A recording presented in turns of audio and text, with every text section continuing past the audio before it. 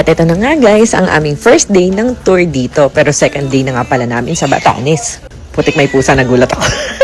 Ayan, so anyway, ayan, kakain kami ngayon. Medyo pricey itong nakainan namin, pero worth it naman yung lasa. Talaga namang medyo premium talaga ang pagkain. So dumating na nga ang van namin dahil kami ay may tour ngayong araw na to. At ito kasama ko ang aking family and ito ang suot ko, pero pinag-jacket ako ng asawa ko. Ah, diba? Sira ang forma ng lola mo. Ayan ang aming Batanes tour guide and kasama ko ang aking mga bibihan. Dito nga pala kami umupo ng asawa ko sa unang part. And ayan, kasama ko si Syra, si Jethro at ang aking mga bodyguards and staff. At ayan, simulan na natin ang tour. O diba guys, napakaganda. At nakakataka pa yung mga baka dito. As in, kaya nilang hindi mahulog sa paslant, ganun. And ayan ang naka-jacket, sira ang forma niya. 3x3 yarn. Feeling motivated.